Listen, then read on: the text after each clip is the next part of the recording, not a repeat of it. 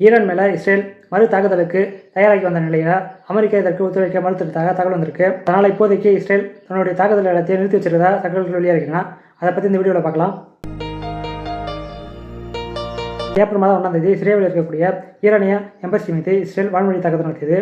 இந்த தாக்குதலில் 2 முக்கிய ராணுவ அதிகாரிகள் உட்பட 7 பேர் கொல்லப்பட்டனர். இதனால் ஈரான் இஸ்ரேல் மீது கடுமையான கோபத்தில் இருந்தது. எப்போ வேணாலும் இஸ்ரேல் மேலே ஈரான் தாக்குதல் நடத்தலான்ட்டு சொல்லப்பட்டிருந்தது. அமெரிக்க உளவுத்துறையும் இஸ்ரேலுக்கு ஒரு வார்னிங் கொடுத்திருந்தது.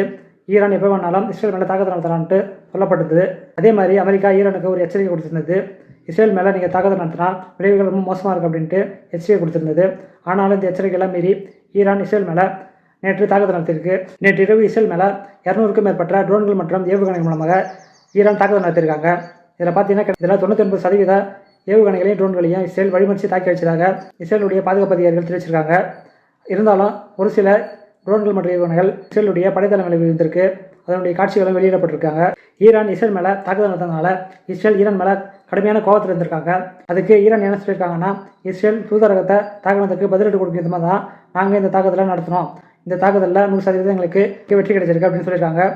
இதுக்கப்புறம் எந்த பிரச்சனையும் வராது அப்படின்ட்டு நாங்கள் நினைக்கிறோம்.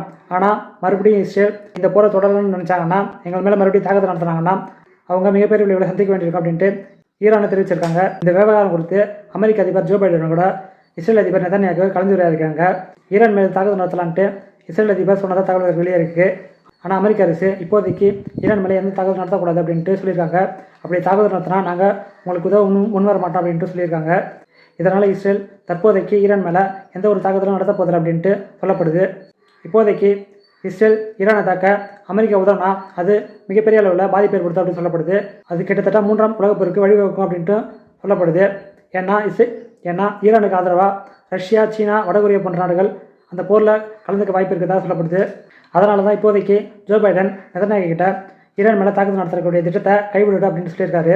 அதனால் இப்போதைக்கு இஸ்ரேல் ஈரான் மேலே தாக்காது அப்படின்னு சொல்லப்படுது. இந்த வீடியோவை பற்றி நீங்கள் என்ன நினைக்கிறீங்கிறத கமெண்ட் பண்ணுங்கள். இந்த வீடியோ பிடிச்சிருந்தால் லைக் பண்ணுங்கள். மறக்காம சேனல் சப்ஸ்கிரைப் பண்ணுங்கள்.